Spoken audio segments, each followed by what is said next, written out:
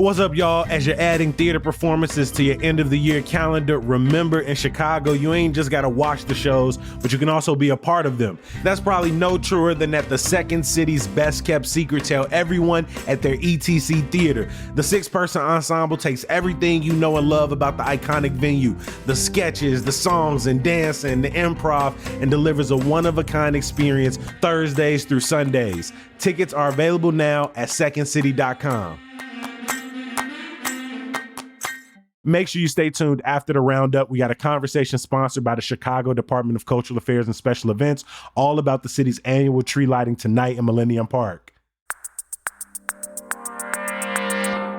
Today on CityCast Chicago, we've got Cook County judicial election results, CPD reform updates, and we're talking about Chicago's first holiday snow.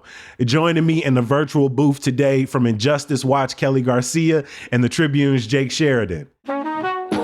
It's Friday, November 22nd. I'm Jacoby Cochran, and this is what Chicago's talking about.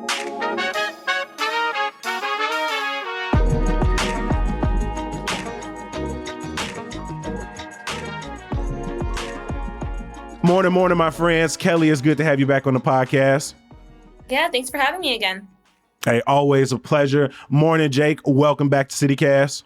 So glad to be here. Thank you. Hey, we are always grateful to all of our guests for answering our emails, coming on, talking about the stories that were happening in their lives this week. And for everybody listening, whenever, wherever, and however fast, we appreciate you being here. If you knew or you really only stopped for the Friday episodes, consider flipping back through this week's catalog. After this one, we talked grocery chain alternatives like co-ops, farmers markets, community grocers on Monday. We ranked Bulls jerseys and talked turkey giveaways on Tuesday. We had this hilarious ass food conversation with Poochie and Pang on Wednesday and talked some of our favorite spots for comedy in the city on Thursday. And today, like almost every single Friday, we brought in these two amazing folks to look back on some stories from the week. But first, I wanted to play my new favorite Chicago game that I literally just made up this morning. It's called Is It Decent, Decent, or Decent? I am pretty notorious for describing things in and around the city using this word. I usually shift my tone a little bit. Like if something's real good, I'm like, no, that was decent. If it wasn't that good, I'm just like, no, it was decent. It was decent. But I wanted to get you all's opinion on like Chicago's holiday pop-ups, light shows, the snow we got outside. So I'm going to ask you about 3 categories, and I want you to tell me if it's decent, which equals you low-key excited for it, decent, which you're not all that interested. And if you don't fall on either of those categories, feel free to fall back on fake decent, which means you kind of neutral. And if with the right people, you might consider doing it. All right, so we got decent, and fake decent. I'm gonna start with this one. The snow is currently falling as we record outside of our windows. It's the real first snow of the holiday season. Kelly, I'm gonna start with you. Decent, or fake decent? Honestly, decent for me because this summer felt long. Okay. I'm just excited for this winter. Okay, Kelly is actually excited for the winter. I will say the very first snow, I'm gonna give decent. It looks good outside right now. The seasonal change, I ain't gonna lie. Overall for snow, I'm definitely decent. I'm against it, but I'm with the decent on this first one. Jake, what about you? I think it's decent. I think it's decent. Is that decent or just decent? Okay. I feel like I'm in a snow globe. You know, I'm from the South, so I'm still not really used to the snow, and I'm not sick of it yet this year either. So for now, it's cool. We'll see, though. We'll see. For now, it's a double decent. All right. Next category, Chicago holiday lights. We got Lincoln Park Zoo lights kicking off this week. Winter lights of Pullman this Saturday. We got lights at Wrigley, Guaranteed, Comiskey, plus the tree lighting at Millennium Park today. Kelly, holiday lights, decent, or fake decent? Another decent. I did the guaranteed rate Sox lights last year, and it was great. I mean, I didn't know how they were going to pull it off because it's literally a parking lot, but I thought it was pretty good. I thought it was pretty good for the city. It was pretty good. Yeah, if Guaranteed Comiskey got one thing going for it, it is surrounded by parking lots, which can be easily turned into something like a holiday lights drive-through. I have never actually done it, but You were the first person I know who is giving it a decent, and so I might check it out. Jake, what about you? Are you into the Chicago holiday light shows? Decent, or decent? Definitely decent. Gonna have to shout out the Morton Arboretum lights. Come on. But the zoo lights, I mean, where can you go where you can see a giraffe, a lion, get some hot chocolate, see some lights? I mean, that's awesome. How could you have a better night? I'm gonna give it a decent as well. I'm going to Zoo Lights tomorrow for the second time in my life. And so as somebody who never did any tourist attraction things as a kid, I'm still getting them in as an adult. I ain't gonna lie. Last category, holiday themed bars and pop-ups. You got Santa Baby Bar, Jack Frost pop-up, Mariah Carey pop-up bar. Kelly, I'm gonna start with you. Decent or fake decent? Fake decent, because I actually have never really been to one. I've always wanted to go. I wanted to go to the Frosty pop-up bar, but I've never been. So if someone has recommendations, let me know. But fake decent because I've never been to one. So I'm on the fake decent train because for me, it really depends who you going with. Like, cause I would never go by myself just to like mix, mingle, be mixy out here. That's a hard decent. But like if you go with a good friends, like if I go with Taylor and we like committed to having a good time, I think it could be like I'm not even gonna give it a decent. I'll give it like, fake decent. It could be decent. Jake, what about you? Are you into the themed holiday bars? Decent, it's fake? Decent. Appropriate donation. Where I want to be, if I'm cold, it's wintertime in Chicago, I want to go to a dive bar. I want to be around all that hardwood. I want to be cozy in the corner. I don't need You don't want to be overstimulated. Only at the zoo.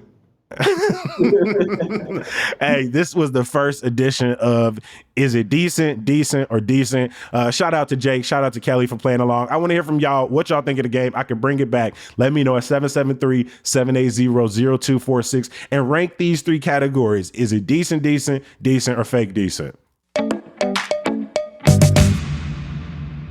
Like every single Friday, we bring in our friends to look back on some of the big stories from across the week, some stories we think deserve a little more attention, and we finish every episode the exact same way with some good. I ain't gonna give it all the way right now, but stick around to the end, and we all hopefully gonna do a little jingle together on some good news. Kelly, let's start with you. During this election cycle, the races that perhaps received some of the least amount of attention at large were judicial races. Cook County, I believe, has 77 judges seeking retention. Luckily for many of us, especially me, as I was standing in that 2-hour line, we had the tools like the Injustice Watch Judicial Guide to help us in the booth. You all have published your final election results story. Can you walk us through those results? Yeah, absolutely. So the Chicago Board of Elections finished counting their last ballots on Tuesday. And what we finished with is Shannon O'Malley is the third judge in the last 4 election cycles to lose retention. He lost he had like 57% of the vote of the yes vote. And in Cook County, you need 60%. Shannon O'Malley's loss, man. I mean, this is a little unprecedented because there wasn't like a big campaign to go after him like in 2018 with Matthew Coughlin. This time around, I think the guy really, I mean, for one, right, he's changed his name. He changed his name before running in 2018, which I think for a lot of people was, a pretty big issue. From what to what? Can you remind us? This feels very especially Chicago. So he changed his name from Philip Biwak, who also ran as a Republican multiple times before. And he changed it to Shannon O'Malley, which is coincidentally a very female-sounding Irish name, which in Chicago is an advantage for candidates, right? So, and then the issue we covered this year was his residency issue. He was claiming a homestead exemption, which was basically a property tax break that he was getting on a house in Will County. And that raised 2 questions for us, right? Like, are you living in Will County or are you actually living in Cook County and not supposed to be getting this exemption in Will County? The bar associations all recommended no for O'Malley, which is also the first time. They usually don't agree on which candidates to vote yes or no on. So that was the first time, and I think some experts think that was really what did it for O'Malley, is that like there was so much consensus around him that it was easy for voters to just say no to him. But yeah, this year, very interesting results. We actually had just as high of a judicial election participation. So people are still voting in high numbers for the judges, even though this year there was lower turnout overall for the presidential election. We had 75% of voters participate in the top race. So the first person running for judge on the ballot was Kathy Flanagan, and 75% of the people who voted, participated in that race. So that's just as high as it was in 2020. It tells us that people are still interested in this. One of the most interesting things really that jumped out to me was the city and suburb divide. So we talked to Albert Klump. He's an expert. He studies judicial election races. And what he found was that people in the suburbs are less likely to consume voter guides. And so they're going to the polls with less information than, say, city voters who have the Girl I Guess on their phone, who are using the Injustice Watch guide. And so this time around, every single candidate who got less than 65% of the vote, all of them did better in the suburbs. Mm-hmm. The suburbs also, generally speaking, doesn't vote no on judges that often either. So what experts tell us is that, there's a divide in information that suburbs voters have compared to city voters, right? Kelly, can you remind listeners, how often do these elections happen, and how positive of a sign is it that even with maybe bleak turnout numbers, judicial voting participation is going up and city voters seem to be more informed on these candidates than potentially ever before? Yeah. So to your first question, so judges who are already on the bench, who are running for retention and who were elected the first time around, their terms for 6 years. So every 6 years, they're going to have to run for re-election. So in every election cycle, you're going to have a new class of retention judges asking voters to help them keep their seat. In terms of, how are voters feeling, I think, yes, we are seeing an increased, we're seeing a wider range now of resources that are available. I think a lot of it is catered to young people here in the city. We're not seeing that much outreach out in the suburbs. But honestly, even just, personally, anecdotally, we were out there this year at Logan Square Farmers Market talking to voters. And what I kept hearing a lot is, wow, I didn't know about this guide, but I know how important it is to vote for judges because judges are the ones who are deciding whether or not I should have to pay this traffic ticket, or they're the ones presiding over my divorce case or my child custody case, right? So judges are really the ones that you're more likely to interact with than the Supreme Court justice, than the mayor, right? And I think people, they have an appetite for that kind of information. It's honestly one, I think it's very complicated, right? You're only getting a yes or no. There's no opponent, right? Judges most of the time keep their seat because people are just voting yes, right? But again, I think people have a real appetite for local elections.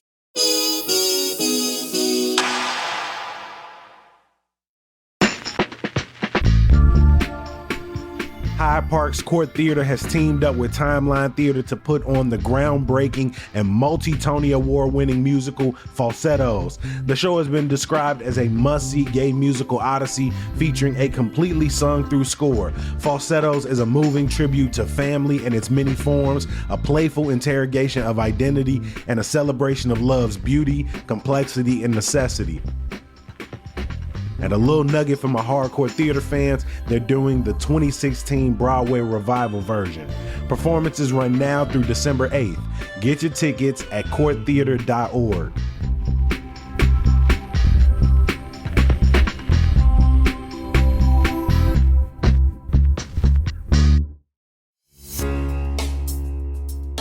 As the year winds down, it's the perfect time to start thinking about your New Year's goals. Whether you're aiming to boost your health, dive into a new hobby, or make meaningful changes, why wait until January to get started? With orthodontic experts, you can begin your smile transformation today. They're conveniently located clinics throughout Chicagoland, accept most major insurances, and offer top quality options like traditional metal, gold, ceramic, and lingual braces, as well as clear aligners. And if you're ready to take the first step, stop by or schedule a no-cost consultation and mention CityCast 250 to receive $250 off your orthodontic treatment. Terms and conditions apply. This season, give yourself the gift of a confident new smile with orthodontic experts.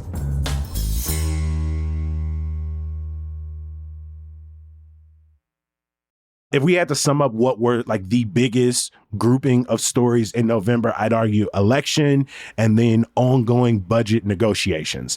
And Jake, you were down at City Hall during these committee meetings, during these back and forth between the mayor, his administration, city council. And so I want to know, what are the biggest updates this week? Yeah, there is so much going on with the budget. The biggest update this week, though, is the mayor backed off a bit on the size of his proposed property tax hike. So now he was proposing a $300 million property tax hike. Now he's proposing a $150 million property tax hike. That's after last Thursday, the city council voted unanimously 50-0 to strike down his $300 million proposal. So the mayor is kind of coming back to the table. That $150 million gap, it has to be made up with other taxes or cuts. The mayor is proposing that that gets filled with a tax on cloud computing services, on streaming subscriptions, so your Netflix, and also some efficiencies in spending COVID money. But how it actually gets filled, how Chicago actually closes its budget, totally remains to be seen. This negotiations with the city council are ongoing, and they're complicated. There is not a lot of agreement right now on how this budget gap is going to get closed. There are a ton of ideas flying around. Some aldermen want to see a garbage tax. A lot of aldermen are strongly opposed to that too. Others are proposing taxes on CBD products and hemp products. There's an ongoing fight too over hiking the tax on wholesale alcohol. So it's going to be interesting to see the way this lands and how Chicago ends up paying for all the city services next year. Mm-hmm. I mean, despite the mayor letting alders know that one of the reasons that the proposed property tax hike was as high as it is because Chicago's pension obligations and this desire to go forward with making this advanced pension payments. And yet alders are seemingly trying to push the mayor more on either lowering that payment or foregoing it altogether, which we have covered on this show would not be good for the city of Chicago, which already has a nearly $40 billion pension debt and is trying to catch back up with state legislated pension funding limits. Yeah, it's hard to overstate how bad Chicago's pension situation is. And so the city, starting under Mayor Lightfoot, began making these advanced pension payments. And that's the word advance is doing a lot of work there. Another way to think about this that some sources have described to me is really the city is required legally now to make sort of like a minimum credit card payment on its pensions. So, it's not like they're just like, oh, willy-nilly throwing extra money at this. This is something that bond ratings agencies, the folks that determine how expensive it's going to be for the city to borrow money, are looking to say, oh, Chicago is trustworthy, and we're going to make it affordable for them to borrow money. So there are a lot of warnings against doing this from those types of folks, from bankers, from bond ratings agencies. And certainly folks in Brandon Johnson's administration too, his budget team could not be more strongly in favor of making this advance payment. But there's been some pushback, so it's going to be interesting to see if it happens. Some alders are selling this reduction in property tax hike as sort of a negotiation win, while the mayor's administration is saying, well, this $300 million was just the proposed number. Who do you think, at least from a narrative perspective, has the leverage in these ongoing conversations? I think there's leverage on both sides. It's really hard to calculate and pass a budget without the support of a mayor. I don't think it's ever happened in Chicago. But at the same time, the mayor certainly doesn't have all the leverage, and that's super clear now that his plan's already been struck down by the city council. And they certainly could put down their foot again and say this $150 million on the property tax hike is too much. What I'm really curious, what I'm looking at is, do they have enough leverage? Some folks in the city council really want to see cuts to the city's workforce, which would be a big deal for people in Chicago too. That's nothing that I think anyone takes lightly, that people would be losing jobs potentially, and folks in Chicago would be getting less services. But some in the city council want to see that happen. The mayor is incredibly opposed to that. He absolutely sees that as a third rail. So I think that's where the real struggle is going to be. If there are cuts, what do those cuts look like if they happen? It's we'll see where the leverage is at. It's gonna keep being messy. Like you said, those cuts, whether to services, to the workforce, are not off the table yet. So we will continue to update folks. Again, check our show notes for Jake's most recent reporting, as well as following chicago.citycast.fm as we continue to keep you updated throughout budget season. Kelly, during this process, plenty of advocates are waiting with bated breath to see if key mayoral initiatives will go underfunded in this next budget. Things like investments in the unhoused community, environmental justice measures, and mental health infrastructure, as well as affordable housing protections for residents facing displacements. Let's stick with that last one, Kelly. What are residents pushing for in this budget? Yeah, so housing advocates want $20 million in housing measures to support tenants. And all credit to Alejandro Cancino and Maya Dugmasova, who have been reporting on housing issues all year. They just published The Tenant Trap, which is a 5-part series looking into landlords who were evicting tenants while at the same time getting sued by the city for unsafe housing conditions. Of those $20 million, a huge chunk of that they want for South Shore and Woodlawn residents who are facing displacement due to high rents. And this is something that Brandon Johnson himself promised to fulfill. They also want to see a landlord registry, which would be very helpful for tenants as well. A lot of landlords, they legally hide behind LLCs, and so it's hard for tenants to see who's actually responsible, who's actually the landlord, and it makes it hard for them to sue. They're also asking for $4 million to continue funding a pilot program that provides legal assistance to tenants. There was a really good statistic in the story about how 80% of landlords have lawyers. Meanwhile, 90% of tenants who are facing eviction do not have any kind of legal representation. And so again, housing advocates are simply asking for Brandon Johnson to stick to his promises. How important is it not only to invest in like building actual affordable housing, reinvesting in public housing, but also building Chicago's renter protections and homeowner protections as well? Well, you want people to stay in the neighborhoods that they've grown up in, right? In the neighborhoods that they've been living in for so many decades. And in the places where, too, they want to build generational wealth, right? Like they want their kids to be able to stay in those communities. And that's been an issue in a lot of communities. I live in Pilsen. And so we constantly hear that issue of, we're seeing those benefits coming in. We're seeing those affordable housing programs coming in. But the tenants who were fighting for that are no longer here. So you're only seeing newer tenants, reaping those benefits. One other place in the budget where advocates, as well as the state's Attorney General Kwame Raoul, have pushed back is around the city's investment in constitutional policing. While CPD's budget is expected to go up, mostly for union negotiated raises, Mayor Brandon Johnson's proposed 2025 budget would slash by 13% the number of employees charged with implementing Chicago's federal consent decree, which, let's remind folks, requires the police department to, one, stop routinely violating residents' constitutional rights, but also creating real ways to track and punish officer misconduct and violence. These cuts would essentially be counterproductive and detrimental to these efforts, according to advocates and the Attorney General, who said he is ready to sanction the mayor's office if these cuts go through. Jake, this is coming at a time in which a new report from Heather Sharon and ProPublica updates us on how CPD is doing to this point on the consent decree. What does that update say? Yeah, Heather does such a great job of covering the police department. And, she took a hard look at how consent decree compliance is going. It's not going well, is kind of the argument that her story makes. The city is still barely making progress on the consent decree compliance. The city is at full compliance with just 9% of the agreements in the consent decree.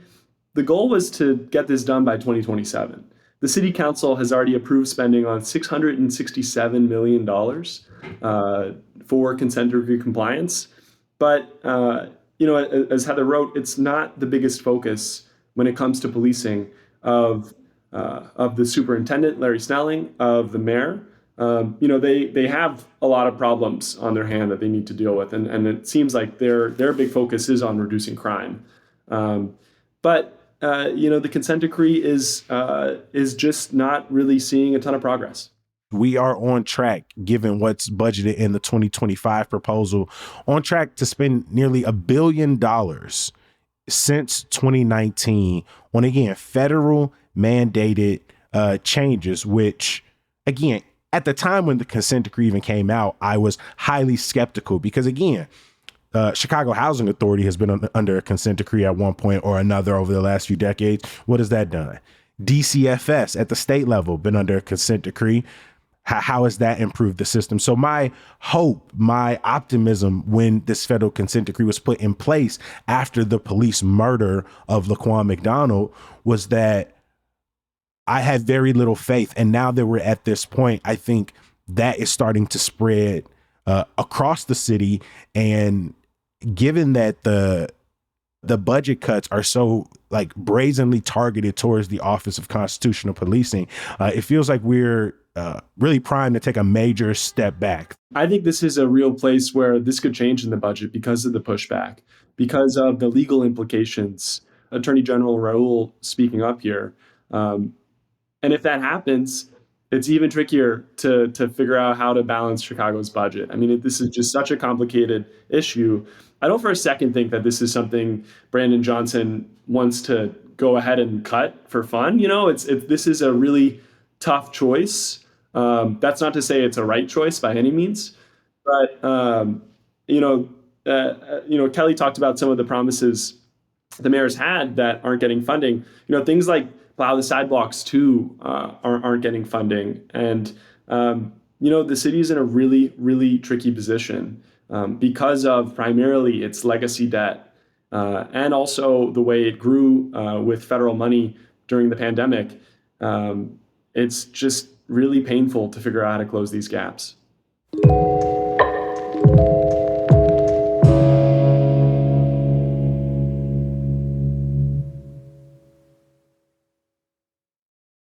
Like every single episode of CityCast Chicago, let's end with some good news.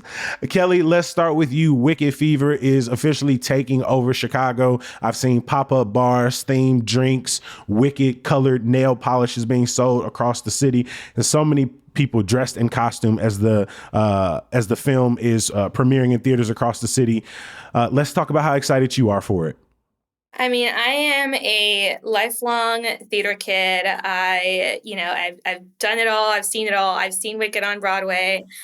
I am just so excited. I'm also an Ariana Grande fan, so I think she's just genuinely such a good singer. People do not give her enough credit. I think she's also a theater kid. I think she's really gonna do how is she not gonna do Glinda so well? I just think it's. I don't know. I'm really excited. There's been a lot of conversation about whether or not the theater kids should sing in the theaters. And all I'm going to say is we've earned the right, okay? If you don't want to hear us sing, go watch it somewhere else where theater kids are not there. I'm personally going to be singing during a movie. I'm sorry. It's just going to happen. So. What's your favorite song off the soundtrack? For Good. Wicked was my high school, that was the thing I used to listen to all the time in high school. And so I had a best friend who, when we graduated, we knew we were going our separate ways. And For Good was the song that we used to sing and cry together to. So For Good is what I'm super excited to hear because I'm just excited for the rendition of it. Oh, you said you're going to be singing. Are you going to be in costume? I'm going with my boyfriend, so it's going to take some convincing because if I'm dressing up, I want him to dress up too. So we're working on it. Jake, you've had a smile on your face the entire time. You excited for Wicked Weekend too?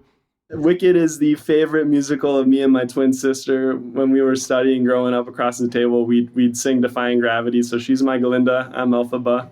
But I can't wait to see it with her over Thanksgiving. I'm saving it up. But I'm pumped for it. That's what's up, y'all. I'm very excited for both of y'all. I know that people across the city of Chicago are going to be excited as well.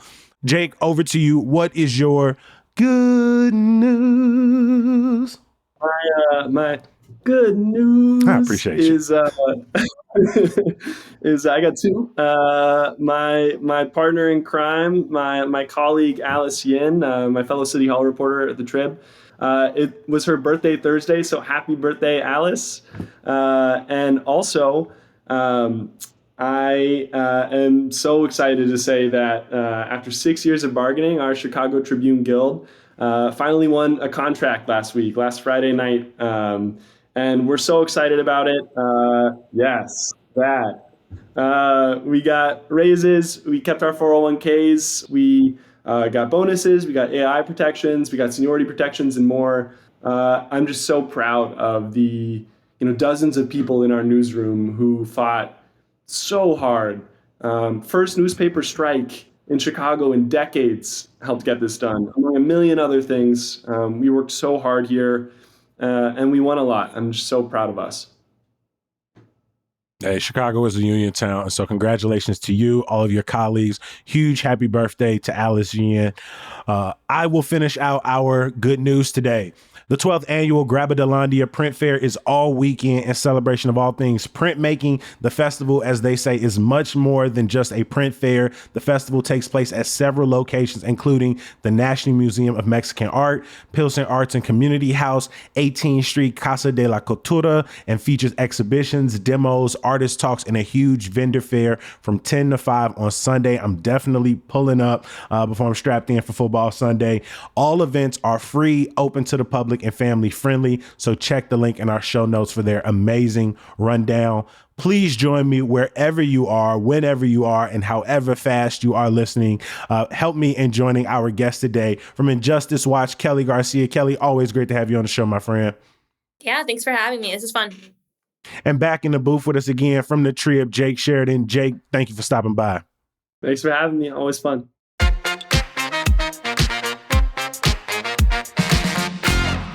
Up next, we've got a conversation sponsored by the Chicago Department of Cultural Affairs and Special Events about all the holiday happenings in Millennium Park.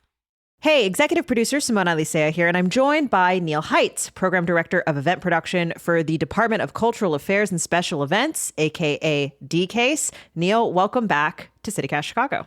Thanks for having me back. It's either really warm or it's on its way to being really cold. And I find myself here talking with you about holidays, which is super exciting. I think no matter what the weather is, DCASE is always doing stuff, to be sure. In fact, can you remind our listeners, what is DCASE and what is your role there? DCASE is the Department of Cultural Affairs and Special Events. My role is director of event production. This team here at DCASE pulls together all of these fun and great things that we have going on in our city. Well, one event that is coming up very soon is Chicago's annual tree lighting ceremony that's happening on November 22nd. Neil, can you give our listeners some background and history on this tradition? Absolutely. So this year's Christmas tree will be lit in Millennium Park on Friday, November 22nd, as you mentioned. There really is quite a bit of history. I think one of the first trees that were lit in Chicago actually took place at Buckingham Fountain, or where Buckingham Fountain Plaza is now. But then for many, many years, and the place that most Chicagoans would remember the tree being lit would be Daley Plaza. We've moved out of Daley Plaza and we've moved over to Millennium Park now, where on Friday, November 22nd, that tree is going to be lit. Where did this year's Christmas tree come from? Yeah, this year's Christmas tree came from Logan Square. And what's the story behind it? I mean, what kind of tree is it? Is it how big is it? I mean, paint me a picture here, Neil. Yeah, for sure. So this year's tree is a 53-foot, 8-inch Colorado blue spruce from the Holden Shattuck family in Logan Square. It's north of 50 years old, and it really grew to be such a perfect, well-rounded tree. A little bit larger than what we've had the last couple years, but really is going to look beautiful on Friday the 22nd when it's all lit up in Millennium Park. As far as the number of lights and the number of strands of lights and how long it is, on Friday the 22nd, we do release that information. Well, in addition to the tree lighting, what other holiday activities can Chicagoans expect to see at Millennium Park this year? Yeah, there's a lot. I mean, for the weekend of the 22nd, 23rd, and 24th, we have this absolutely lovely holiday market that is holiday market that takes place at Millennium Park in the North Promenade of Millennium Park under a very large tent, somewhere in the neighborhood of 40 or so vendors with really interesting, creative holiday, not just holiday, but holiday items, candles and soaps and clothing and just really interesting gifts. The ice skating rink, the Tribune McCormick Ice Skating Rink is going to be open. People can make reservations up to 10 days in advance. So that will be available for people. Not just the Christmas tree in Millennium Park will be lit. We will also be lighting with white lights all of the trees on Michigan Avenue from Randolph all the way to Monroe. So it all kind of turns on at one time, which will be really beautiful. And then we also run a really nice program called the Sing Along program. And the Sing Along program is Friday evenings, December 6th, December 13th, and December 20th from 6 p.m. to 7 p.m. at Cloudgate. So at the Bean, there's caroling. As a longtime Chicagoan and a parent, Neil, do you have any tips for bringing the family out for this event or any of the other festivities? Yeah, so absolutely. If you're coming down with kids and you're specifically coming down for the tree lighting ceremony, give yourself time. Rushing down here right at 6 o'clock. If the weather's really nice, which we've had great weather for the last couple of years, if the weather's really nice, you're going to need to get here in advance. My pro tip for everyone is to enter Millennium Park at the Monroe entrance. The Monroe entrance of Millennium Park is the least crowded of all the entrances, and it gets you into the park, and then you can make your way down to the tree and out onto Michigan Avenue. So it's a little bit easier of an entry point, but then there's a lot of really great concessions in the park. You at that point have access to go into the holiday market and check out all the things. And who doesn't want to take one extra selfie at the Bean, right? I mean, you can never have too many Bean selfies. You need a bean selfie with snow and one without snow, right? Of course, right? Depending on where we are in the world of weather. Absolutely. Well, Neil, thank you so much again for joining us to talk about the holiday offerings at Millennium Park. It'll be great this year, and we really appreciate your support. Looking forward to seeing you all down there this year. A lot of fun. To find out more, head to millenniumpark.org and click holidays. That's where you can get all the details about the annual tree lighting in Millennium Park on November 22nd. We're also going to have that link for you in the show notes as well, so you're just a click away. Of course, I can't get up out of here without thanking the people who make CityCast Chicago possible. Our executive producer is Simone Alisea. Our producer is Michelle Navarro. Our Hey Chicago newsletter editor is Sydney Madden. The music we all love is from Sam Thousand, All the Kimonos, and Mark Greenberg from the Mayfair Workshop. And like every single episode and every week, my last thank you is for you, the people who listen to CityCast Chicago, who read Hey Chicago, who bookmark our website, chicago.citycast.fm, who leave us a review wherever you listen. And of course, the people who are going to be back here bright and early on Monday. Y'all are my favorites. I'll talk to you then. Peace.